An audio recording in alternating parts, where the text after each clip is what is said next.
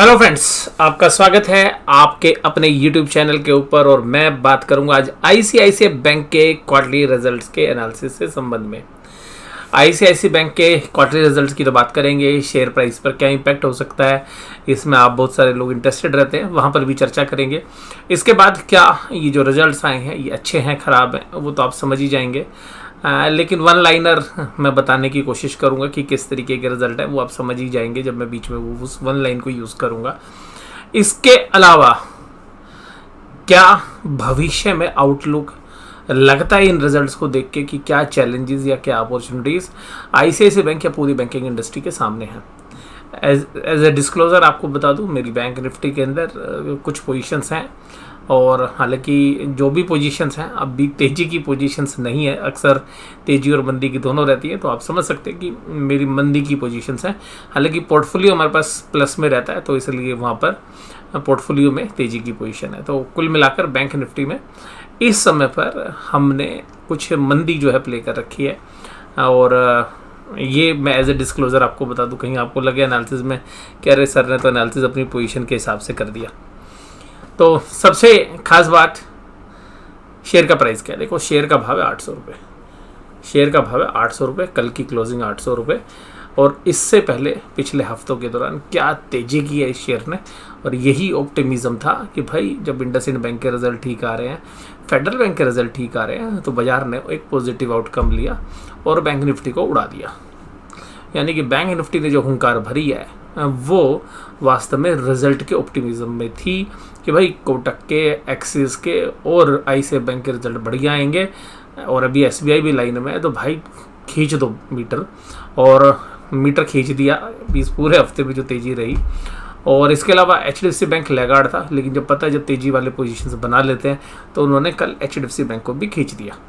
तो अब ये सब शेयर्स अपने पिछले एक महीने के उच्चतम स्तर पे, यानी कि बैंक निफ्टी के जो टॉप 6 शेयर्स हैं वो अपने 1 मंथ के हाई पर क्लोज हुए।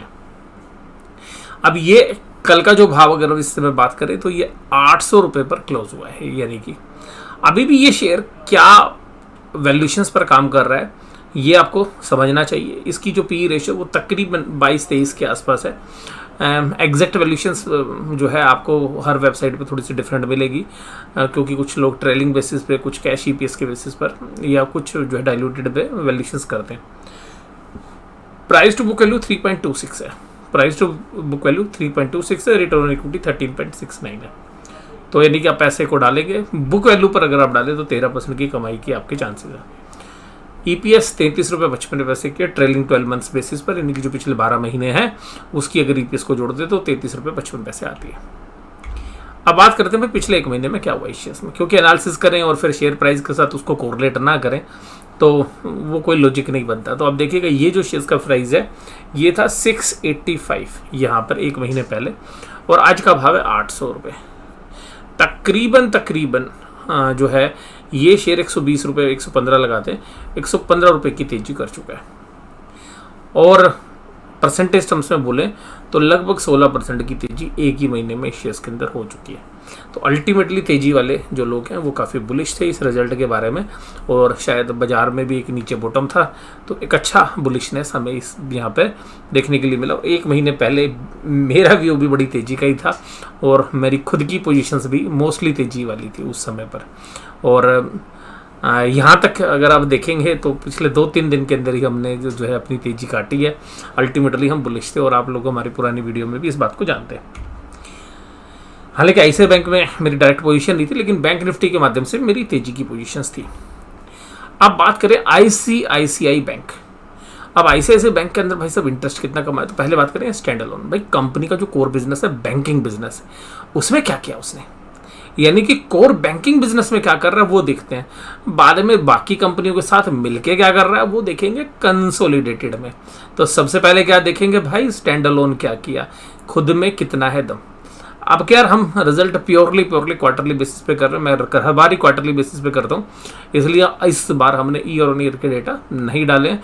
ईयर ऑन ईयर के आपको एनालिसिस देखना है, सुनना है, पढ़ना है तो वो पूरे मीडिया के अंदर आपको मिल जाएगा।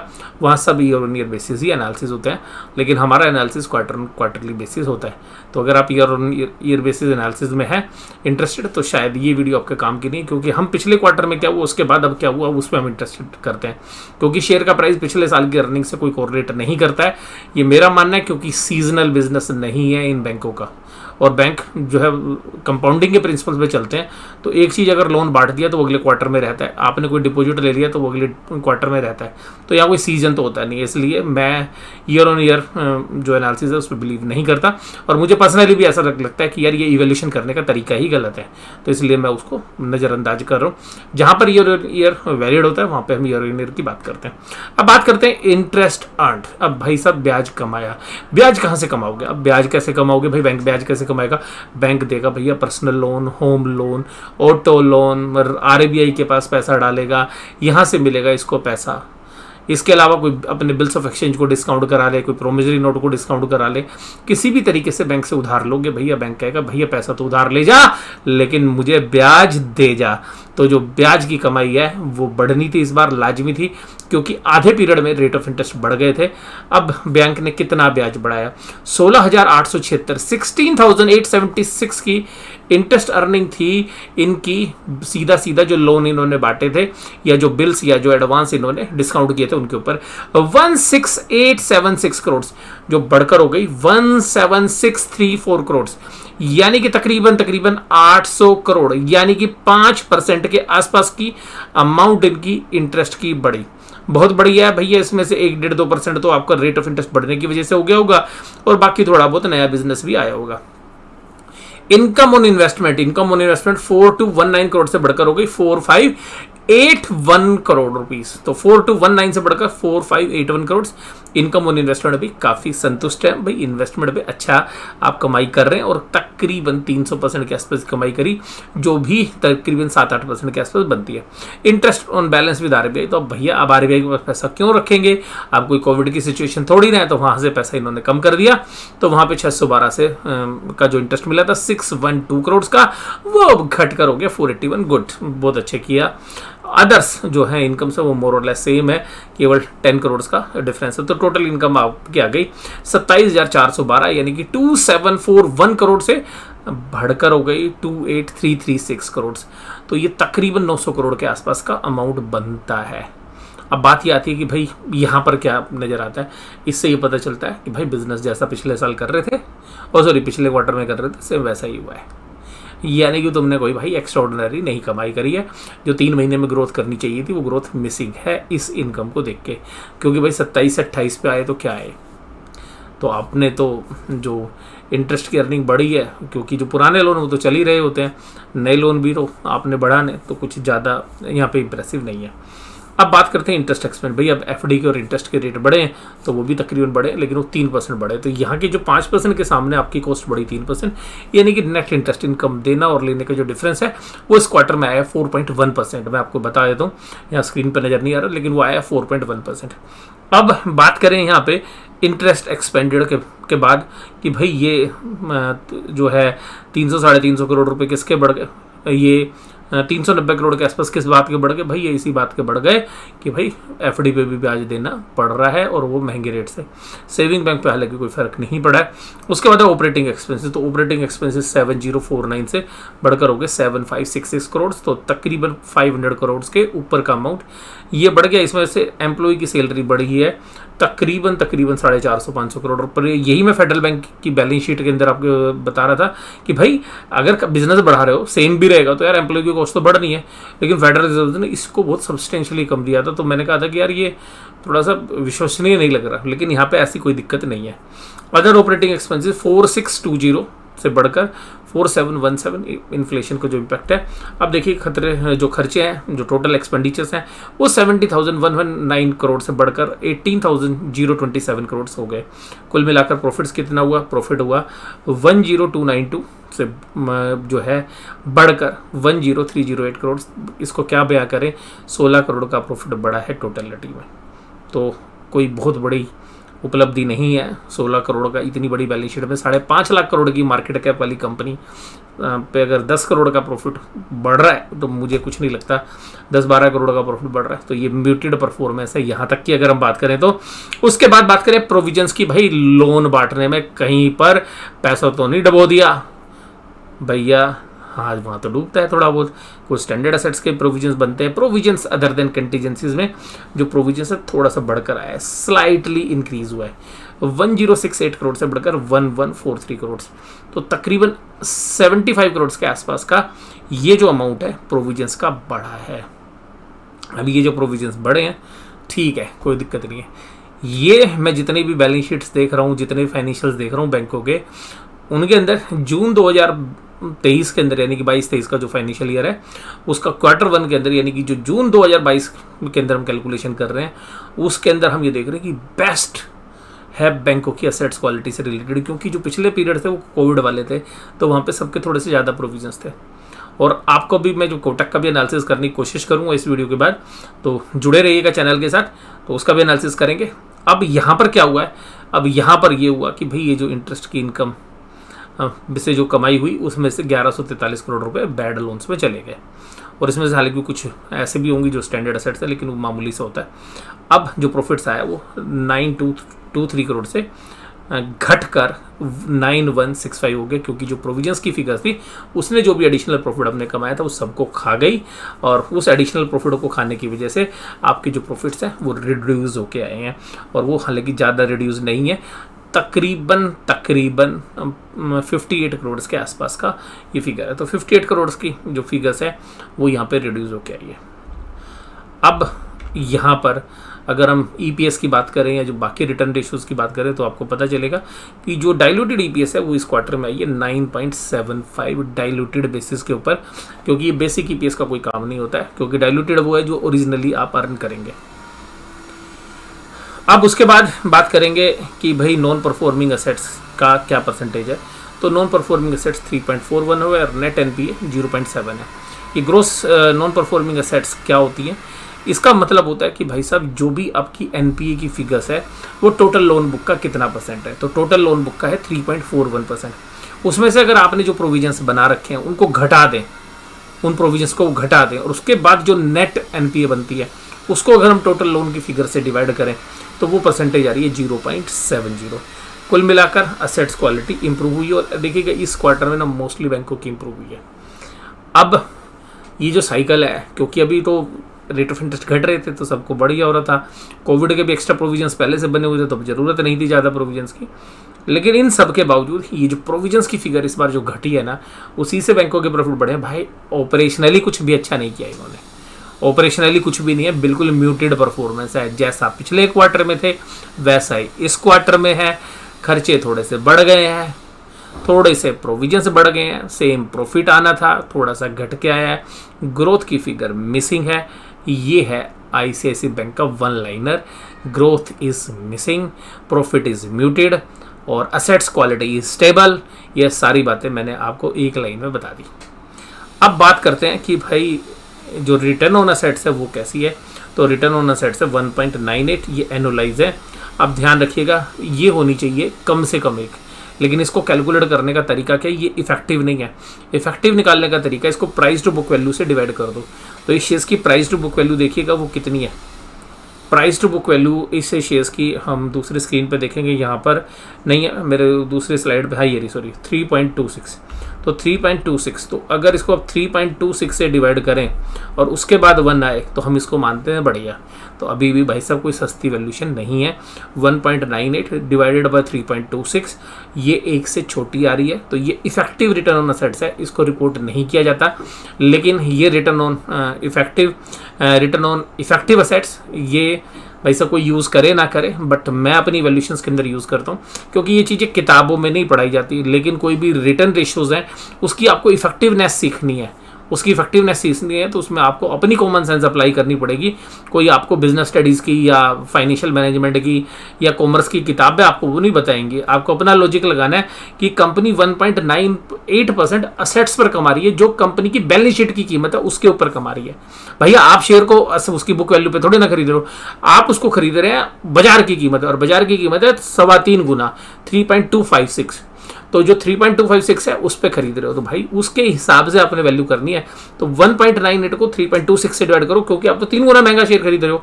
तो उसके बाद अगर एक आ रही है तो बहुत ही बढ़िया रहती है। मैं आपको एक बैरोमीटर से बता रहा हूँ कि किसी भी शेयर्स को आपने खरीदना है, उसकी रिटर्न ऑन असेट्स एनुअलाइज को, क्योंकि बहुत बार क्वार्टर की दी होती है और क्वार्टर की एक की दे रखी है, तो उसको 4 से मल्टीप्लाई करके एनुअलाइज कर लो और उसको प्राइस टू बुक वैल्यू से डिवाइड करो। अगर वो 1 से अच्छी आती है, इसका मतलब वो share valuation wise reasonable valuation के ऊपर है। मैं आपको एक वैल्यूशन का तरीका बता दिया आपको।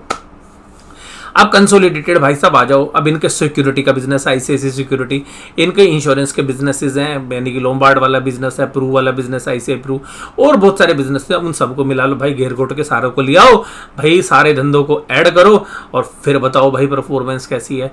तो मैं इसमें ज़्यादा डिटेल में नहीं जाऊँगा क्योंकि इसमें बहुत सारी कंपनियाँ इन्वॉल्व हैं, लेकिन मैं आपको मोटा मोटी बात बताता हूँ कि भाई जो टोटल इनकम थी 42834 थी, वो घटकर हो गई 39218, यानी कि बैंक ने फिर भी ठीक किया।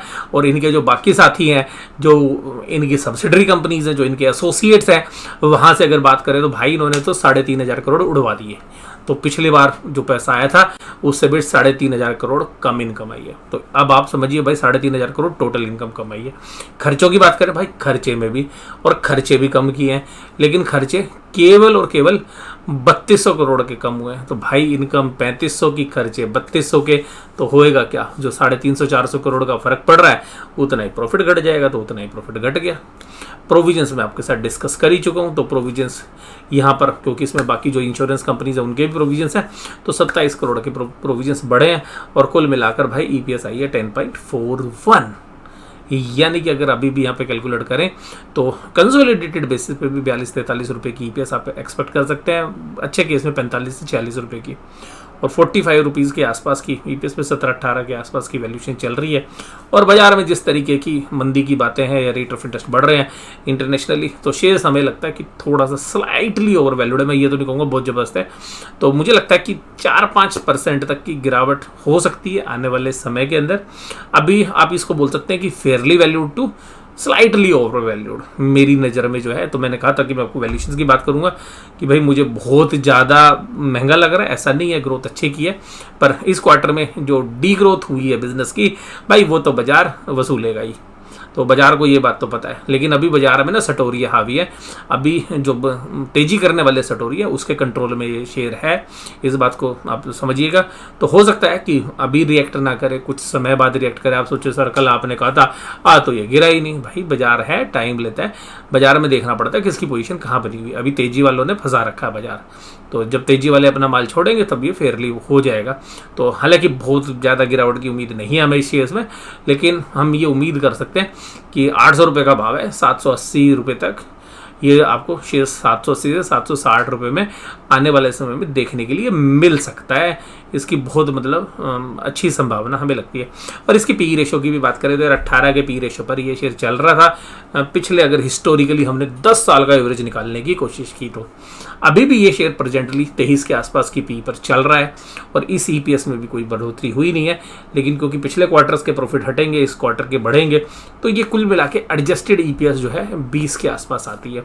और अगर 20 में से अगर हम इसकी लॉन्ग टर्म की बात करें तो वो 18 पी है, और उस 18 के लिए अगर हम 20 में से 18 बनाए तो क्या होगा, 2 की पी रेशो। 2 की पी रेशो का मतलब होता है 10%। तो हो सकता है कि आपको लॉन्ग टर्म एवरेज के आसपास भी अगर शेयर जाता हुआ नजर आएगा तो 760 रुपये का भाव भी आपको नजर आ सकता है। बट मुझे लगता है कि क्योंकि थोड़ी सी ग्रोथ तो है, ऐसा नहीं है कि बिल्कुल ही ग्रोथ जो है आगे चल के साफ हो जाएगी, तो बाजार 1-2 क्वार्टर तो इंतजार करेगा ना, तो उसकी वजह से हो सकता है आपको 5 से 10% के बीच की करेक्शन मिल सकती है। ऊपरी साइड पर भी स्कोप है, ऐसा नहीं है कि भाई रिजल्ट खराब है, बट ये पक्का है कि भाई बाजार में इस क्वार्टर में ग्रोथ मिसिंग थी और इससे अच्छा समय नहीं था इनको परफॉर्म करने का, इसलिए बाजार शेयर प्राइस को चला रहा था। अच्छा समय क्यों नहीं था? क्योंकि सबको लग रहा था कि भाई कमाई तो बढ़ेगी, नेट इंटरेस्ट इनकम, और प्रोविजंस बढ़ेंगे नहीं। भाई प्रोविजंस नहीं बढ़ेंगे, और जो प्रोविजंस बढ़े भी नहीं, तो वो प्रोविजन तो नहीं बढ़े, लेकिन जो परफॉर्मेंस थी भाई साहब, ऑपरेटिंग परफॉर्मेंस वो मिसिंग रह गई। इसके लिए जो है मुझे लगता है कि बाजार इसी चीज़ को शायद सोमवार को जब बाजार खुलेंगे तो एडजस्ट करने की कोशिश करेगा। सेगमेंटल रेवेन्यूज़ की बात करें तो मोस्टली जो इन्होंने बिजनेस किया है वो फोकस अब रिटेल बैंकिंग पे भी काफ़ी अच्छा ये कर रहे हैं, क्योंकि होलसेल बैंकिंग में करते थे पहले। तो 3809 करोड़ का इन्होंने रिटेल प्रॉफिट कमाया है, 3688 का होलसेल बैंकिंग में, ट्रेजरी में 2608 का, और अदर बैंकिंग्स के अंदर 204 का, लाइफ इंश्योरेंस 155 का, सॉरी लाइफ इंश्योरेंस के अंदर इन्होंने कमाया कि 155 का, अदर्स के अंदर 921। तो ये है इनका पूरा लेखा जोखा। इसके बाद अगर हम ICICI के बैंक की शेयर प्राइस की बात करें तो 800 रुपये का शेयर है, 22.2 की पी रेशियो, जैसे मैंने अभी आपको कहा था। रिटर्न ऑन कैपिटल एम्प्लॉयड मात्र 6% है, तो कोई बहुत ज़्यादा नहीं है। डिविडेंड कोई बहुत ज़्यादा देते नहीं है, 0.62 है। 52 वीक हाई के आसपास ही शेयर्स है 867, तो यहाँ से 6-7% और चलेगा तो 52 वीक के आसपास हाई के आसपास है, लेकिन उस समय पर अपार लिक्विडिटी थी। बट मुझे लगता है कि शेयर्स अभी फेयर वैल्यूएशंस के आसपास है। मुझे थोड़ी सी डाउन साइड लगती है, 780 रुपये तक आ सकता है। ऊपर की साइड अगर बाजार क्योंकि तेजड़ियों के हाथ में है इस समय, तो 820 रुपये तक भी जा सकते हैं। लेकिन अभी हमें लगता है कि बाजार जितना उम्मीद कर रहा था नया इस शेयर से, उन उम्मीदों पे तो खरा उतरा नहीं है। ये मेरा व्यू है, आपके व्यू डिफरेंट हो सकते हैं। अच्छा भी ये कहें कि अरे सर आप ये बता रहे हो कि जी रिजल्ट खराब है। मैंने भाई एक बार भी नहीं कहा खराब है, मैंने कहा रिजल्ट म्यूटेड है। बाजार ग्रोथ की उम्मीद कर रहा था, बाजार जो उम्मीद कर रहा था उम्मीदों से खराब है। कल 12वीं के रिजल्ट आए, अब मान लीजिएगा आप अपने बच्चे की उम्मीद कर रहे हो, भाई बच्चा रात दिन पढ़ता है कि बच्चे का आएंगे 99% मार्क्स और बच्चे के आ जाए 89% मार्क्स, तो ये थोड़ी ना कि उसके रिजल्ट खराब है। रिजल्ट तो बहुत बढ़िया है, ठीक है जी, लेकिन आपकी उम्मीदों से कम है। लेकिन अगर उसी के 98% आते या 97% आते, तब भी वो रिजल्ट तो बहुत एक्सेलेंट है। भाई साहब 99% आप उम्मीद कर रहे थे अपने बच्चे से, आपका बच्चा लाया 97%, तो इसका मतलब क्या है?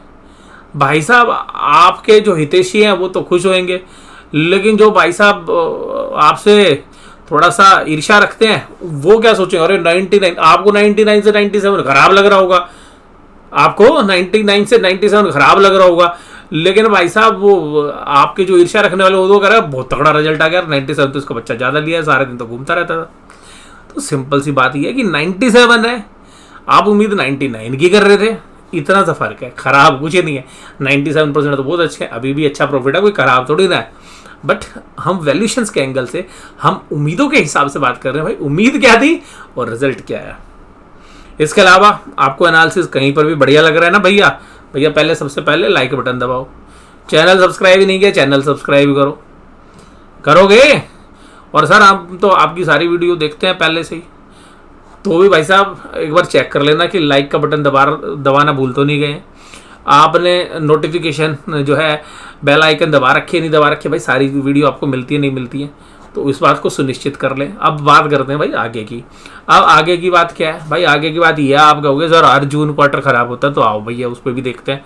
भाई पिछले बार मार्च 20 था, मार्च 20 से जून 2020 वो पीरियड जब पहला लॉकडाउन था, जब मोदी जी ने थाली बजवाई थी हमसे, और जब थाली बजवाने के बाद भाई साहब रिजल्ट आया था तो वो क्या आया था?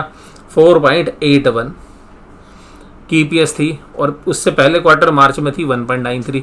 इसका मतलब उस पीरियड के बाद इनकी परफॉर्मेंस बढ़ी थी मार्च के बाद। उसके बाद आ गए थे भाई हम सेकंड वेव के अंदर। अब सेकंड वेव के बाद क्या हुआ था कि मार्च 2021 से जून 2021 में आए थे, तो EPS थोड़ी सी घटी थी, स्लाइटली रिड्यूस हुई थी। तो ये कोई पक्का प्रमाण नहीं है। इससे पहले देखिएगा वो चंदा कोचर जी का एपिसोड चल रहा था, तो आप बहुत ज़्यादा इवेल्यूट कर नहीं पाएंगे। तो नई मैनेजमेंट के साथ जो पीरियड्स हुए हैं उसके अंदर भी यहाँ पे कोई डायरेक्टली साक्ष्य आपको उपलब्ध नहीं है कि भाई साहब जून क्वार्टर खराब ही होता है। बट आपके साथ ये सारी चीज़ें हमने खोल के रखी। एनालिसिस कैसा लगा ये आप जरूर बताइएगा मुझे कमेंट बॉक्स में। वीडियो देखने के लिए धन्यवाद, थैंक यू वेरी मच।